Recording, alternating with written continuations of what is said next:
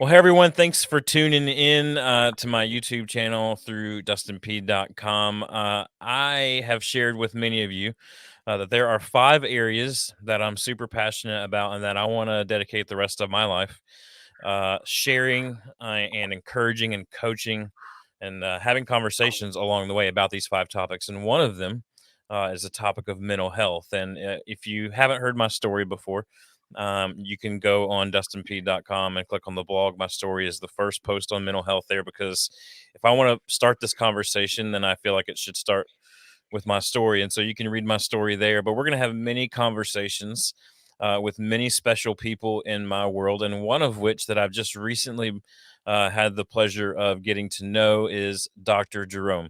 Um, Jerome, I didn't say your last name because I forgot how to pronounce it. Why don't you drop it for It's me real okay, quick? man. It's Lubbe, but honestly, it is such a weird last name from the spelling that Jerome is good. Yeah, Dr. Jerome sounds cooler anyway. So, Dr. Jerome, he's here in the Atlanta area where I live. He is a practicing functional neurologist, which I'm going to ask you about in a second, and the founder of Functional Psychosomatics, the Thrive Clinic, brain-based Enneagram, which piques my interest because that's another one of my 5 topics, and whole identity profile. In his clinic and through his research, he implements brain and body based exercises to help people safely regenerate and grow. And if he looks familiar to you, then I recently reposted a panel discussion that we had at our church that I hosted and had Dr. Jerome as a part of that panel. And everybody since then has been asking, when can we hear him speak again? So when I thought if I'm doing these 5 questions interviews and the topic of mental health is on my list, then he's one of the ones that I wanted to sit down with and just chat about. And really, these 5 questions are just conversation starters for the two of us that are on this video right now, but it's even more conversation starters for you as you're watching and following along, and hopefully, especially on this topic of mental health, my heart behind it is that it spurs on some openness and some vulnerability with you to be able to have these own conversations with people in your life, with it, whether it be with a professional or just in your circle. So, Dr. Jerome, I'm going to start. Like I said, these questions are going to be pretty broad, but who should be paying attention? This phrase, mental health, kind of a catchphrase, kind of a buzzword in the last handful of years or so. Who should be paying attention to their mental health, and why is that so important that they pay attention to it?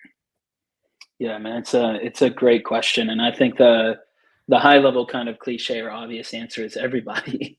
Yeah. Everybody's got a brain, but Mm, the rationale behind why, and then kind of who is probably going to be the most kind of biased towards needing to pay attention to that is, I would say, for most of us as human beings, if somebody asked that question about physical health, we'd have a little bit of an easier time distinguishing if that's me. yeah. Like, I know I used to be 315 pounds. I'm still a big Wow. human being. I'm bigger than the average bear. So my awareness around my physical health, I obviously have a different awareness around that than somebody who has, you know, the normal 7 to 10% body fat.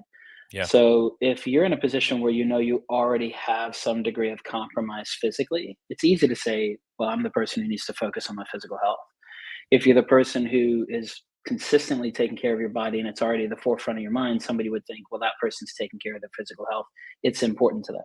Yeah. When it comes to mental health and kind of emotional spaces of things like anxiety or depression or the way that we think and the way that we feel and process, it's a little harder to go, am I one of those people that needs to be intentional about my mental health? So it can kind of feel a little harder to wrap your hands or your head around Mm, because it isn't so tangible. It isn't so right. tactile. It's not like the difficulty in walking or being 100 pounds overweight, right? Yeah, it's a hidden So, battle. yeah. And I think why I say that is if we understand that mental process is what we think Mm, and emotional process is what we feel, and we mm, put both of those into the category of going, what am I doing to be healthy in terms of how I think and what I feel? Then I think an easy way to say, am I the type of person that needs to be focused on my mental health? I think an easy way to gauge it is how often do you feel like your mind is racing? How mm, often do you feel concerned about the future? How often do you feel safe in your own skin in terms of what's happening next? Do you feel a high degree of uncertainty? Do you feel a high degree of anxiety? Do you feel Mm, a consistency of saying, you know what, I'm not sure if I feel completely clear on what it is that I think, and if I do know what I'm thinking, I don't know if I necessarily like it or enjoy it. I think that's one of the ways that you can start to go. Is mental health a conversation for me? Well, if you step back from counseling and mental health and big kind of concepts around it and just go, if I had to grade the type of thoughts that I have on a regular basis internally and the type of language that I use externally, would I give it an A plus? Would I give it a 9 or a 10? Or am mm, I looking at, hey, the thoughts that I hear inside my system, my inner critic, the language that I use about myself or about other people, the language that's coming out of my mouth, if it's not really in the A B category in terms of healthy language and healthy perspectives about yourself and about other people, both internally and externally, then there's an opportunity to go, what does it look like for me to change my relationship with what I think and especially what I say mm. internally and externally about myself and others? Yeah. My second question you kind of already answered was what are some of the signs that someone may need help? But I would I hear a lot of theme in your opening answer. I hear a lot of theme of awareness. Hmm. How does a person, because I was just having a conversation, actually, I take that back. A friend of mine was having a conversation this past weekend with someone, and this person was using a lot of negative language about themselves. Hmm. So much so they didn't even notice it. And my Yeah. friend said, "Hey, do you ever notice like how bad you talk about yourself out loud? Yeah. Why do you do that?" Um I think a lot of people that are stuck in a trap of mental unhealth don't have the awareness Hmm. to see that they're in those traps. Yeah. So my spontaneous question, second question is how do we become more aware when we're physically out of shape? The mirror tells us, right? Yeah. Our clothes don't fit. We get tired. We get really physically tired. But how do we become more aware? Yeah. Especially as men who typically aren't what we would classify as more like emotionally in tune with themselves, right? How do we become more aware of our mental condition? Yeah, I think I use a couple of particular phrases that help me to kind of understand or unpack. Like when I'm working with a family and we're trying to navigate a super complex clinical diagnosis, and you're like, well, I can't boil the ocean. I can't fix everything about your identity in a single statement. But Yeah, that's good. can I give you a framework that allows you to go, I don't know what I don't know, and I'm trying Mm, to understand it, or I do there know you and go. I don't know how to move forward in it, right? Mm, So a couple of things that come to mind that are really helpful. That if anybody Googles the 4 stages of competence, it's a really classic model of understanding, which mm. is it starts with unconscious incompetence. That's my 2-year-old who doesn't even know what he doesn't even know, right? Right. Yep. And then you start to get some conscious incompetence. You're like, oh, I just realized I don't know. I actually didn't know that mental health was a thing. All of a sudden I moved into the space where it's like I'm aware that I actually don't know what mental health was. Before I wasn't even aware that I didn't know what it was. Right. So once you move past an unconscious incompetence to a conscious incompetence, it's just basically saying I didn't know before, and now I don't. I know that I don't. Then the Mm, next piece, which is really important, because you have to first become aware of what you don't even know. It's like, I don't know how to ride a bike. I didn't even know what a bike was till you told me. Now I realize that's a bike and I don't know how to ride it. yeah. The very next piece is to go, oh, I want to be consciously competent. I want to start becoming aware of what I do understand. And Mm, then once I become so familiar with it, you move into the riding a bike. It's like second nature. And now you become unconsciously competent. So why I say that in those stages is one of the frameworks that I use to go, bro, that sounds great. It sounds fancy. I have no idea how to do that. I know it's because this is a new conversation. It's like riding a bike. Never done it before. It's going to yeah. be clumsy. So one of the Yeah. frameworks that you can use is ask yourself the questions: is this understandable based on my past? Is this appropriate in the moment? And is it sustainable moving forward? So understandable is past tense, appropriate is current tense, and sustainable is future tense. And the Mm, thing that ends that's up so good. happening, so for instance, if I'm talking negatively about myself, and somebody goes, "Hey, are you aware that your language about yourself, like, I wouldn't say that about you." And they're like, "No, I had no idea." Because sometimes when you're overweight and you look in the mirror, you got what's called body dysmorphia, and you don't realize how big you are, or because it's so uncomfortable, you shut it out and you Hmm. don't pay attention to it anymore. You become numb to it. So sometimes we're so used to the confirmation bias that we have around our language and around our what we articulate and say about ourselves and other people, we don't even realize how toxic or negative it is. So Yeah. when somebody brings it to our attention as a friend talking to somebody else, or as myself trying to kind of understand, I can ask myself or ask a friend, "Hey, do you understand, like, why that's a part of the way that you show up in the world?" Hmm. And if somebody doesn't have the ability to say yes to the first question, they definitely don't have the ability to say yes to the second two. You got Yeah. to understand what in your past has created that as a way that you show up in the world and the language that you use. And you can go, okay, it's understandable that for me, man, I went to 11 different schools before I graduated high school, and I had an incredible amount of bullying. Like, I had Hmm. to change high schools after my dad passed away, because when we came back from school, or came back to school after my dad passed away, we came back as freshmen in high school after Thanksgiving to people who had collected stamps to mail my twin brother and I back to Africa because we were immigrant kids. Like, that Hmm. was our re-entry back into school.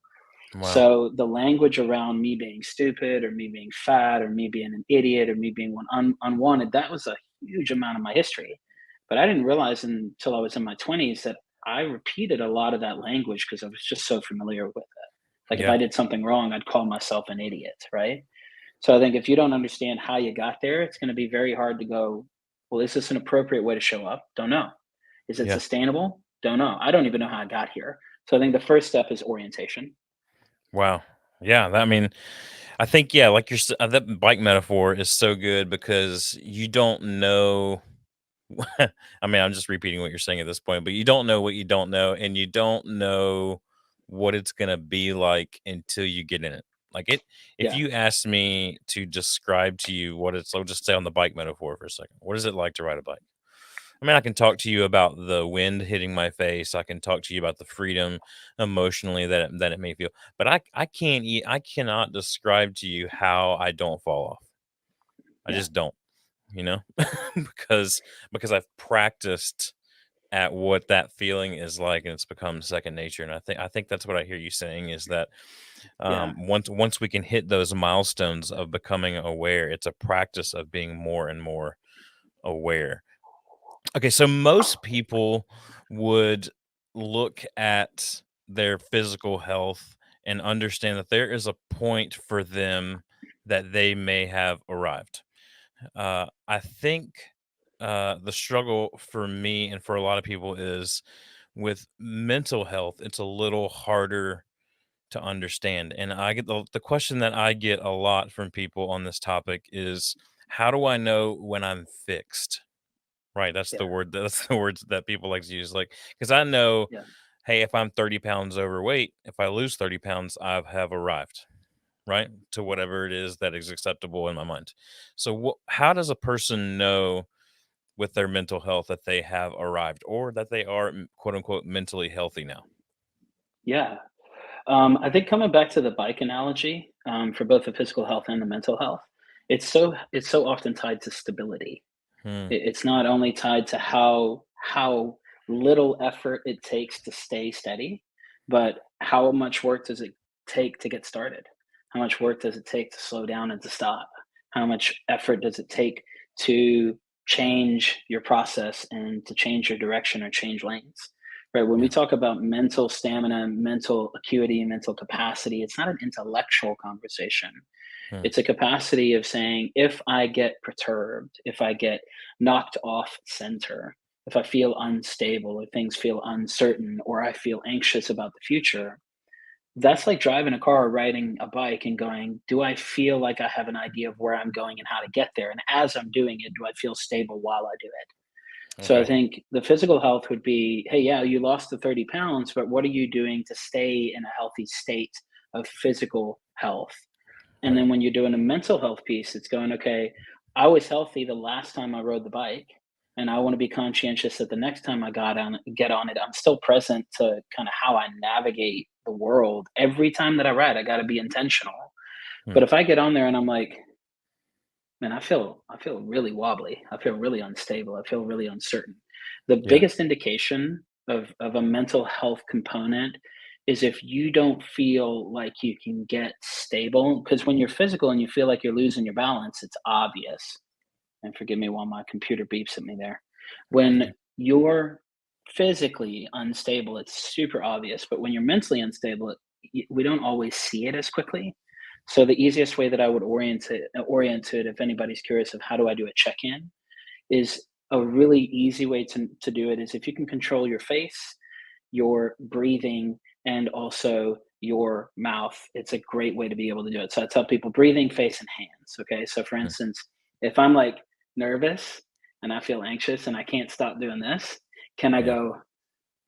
And if I can't bring an expression in and I can't take an expression out, if I can't control my face, if I can't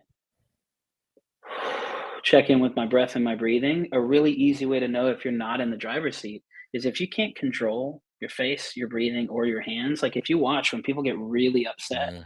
and they lose Yeah. control, their facial expression will change, their volume will change, Yeah. their breathing will change, and their hand motion either it goes up or it goes down, but it doesn't tend to level out. Mm. So stability is key in terms of the way that you think and the way that you speak. But a check-in of going, how much control do I have is, can you stop? Can you Yeah. start? And can you change speed?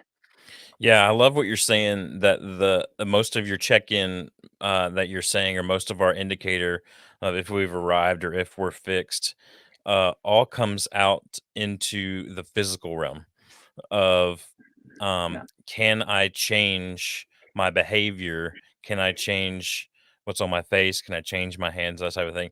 Because that's stuff that you can see, right?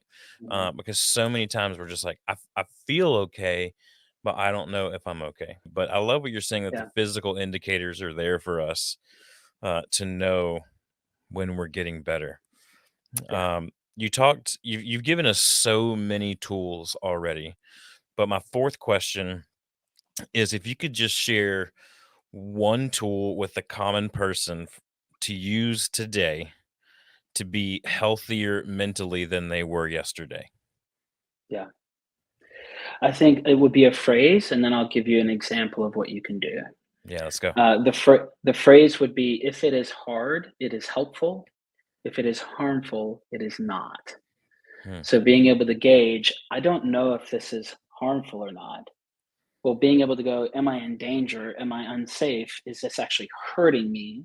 Hmm. Or am I misconstruing that for being uncomfortable? Because if I go into the gym and work out and I'm trying to be healthier, every single workout we ever do in our life should make us sore if we're Yeah. doing work. Hmm. And when we get into mental and emotional spaces, like the example that you gave, if somebody feels done after 3 months, they're in a space where they're probably not being pushed or trained in a way that helps them to understand that you took 30 years to get you here. It's not going to take 3 months to get you out. So Hmm. that's the trainer's responsibility, the therapist's or the clinician's responsibility, but also giving people that understanding that this is hard because we're trying to build not only stamina moving forward, but every single person on the planet has been through things.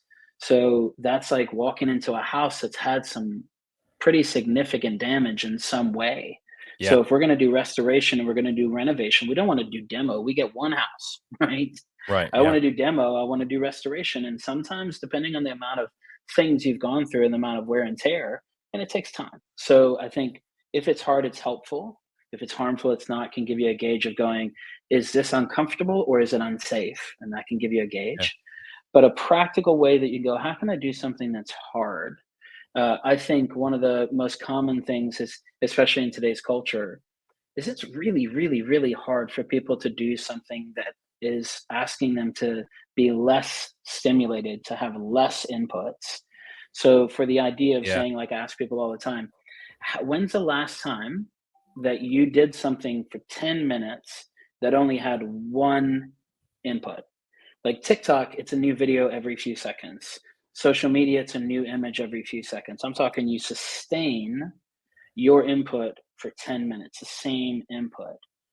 So an example of that is going, what does it look like for me to use an app like Headspace or Calm or Insight Timer? and saying, I'm going to download this app and go, what does it look like for me to do the series on stress or the series Yeah. on happiness? And I think, from my preference, because it's the most approachable for people like, I have no idea how to do anything you're talking about, is download Headspace, pay for the year, because this is another indication of your willingness to work on your own mental health. If Yeah. you There we go. download Headspace and you're like, nah, I'm good, I'm not spending $70. I'm like, you spent $70 on coffee in January. Okay. Yeah. Yeah. Like if we're having a conversation around $70 for my mental health as an exercise isn't worth it, we've got a bigger issue. But I Yeah. think the easiest thing to do is go, hey, I want to give this thing a shot. It's a good investment. Drop in, and I have no affiliation with Headspace. I'm just a fan of them for 10 years, Yeah. because when you go in, you can go, and I have no idea what to go for.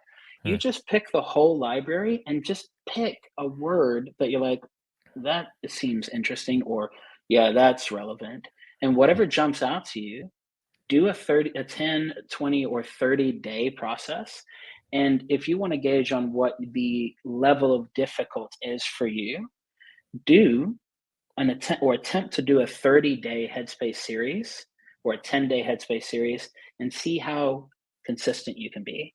It's a 10-minute exercise, and you ask Yeah. yourself, can I find 10 minutes to put my attention towards this? Because here's the thing, whatever you're putting your attention towards is what you're thinking about.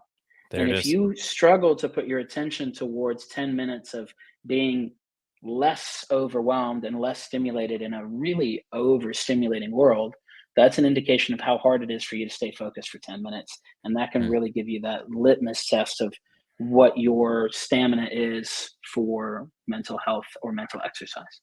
Yeah. Man, that's so good. If you're watching this, just go back 5 or 10 minutes and re-listen to everything he just said again. I want to close with this last question. I told you a little bit in the beginning before we started recording that as I was doing my research on these 5 topics that I was going to cover on my site, and I was digging into the mental health question. I have a long history and story with mental health that I was asking some of my closest friends. I said, "Hey, when I'm talking about mental health on this site, what are the things that you would like to hear me talk about? What are the questions that you would like to hear me find the answers for?" And I can't tell you the percentage. It was a very high percentage of the people that are close to me came back and said, "I want you to." We need to emphasize that it's okay for men, for the male species, to lean into this topic. And so my last question for you is, why is it so imperative that men specifically talk about their mental health? It's a great question. I think the first thing that I would say, just from what the data shows and objectively what is true, is mental health is always an on ramp, or the lack of mental health or mental safety is always an on ramp to a significant consequence like suicide, or a Mm, significant consequence like self medication and self soothing through things that are not the healthiest of choices.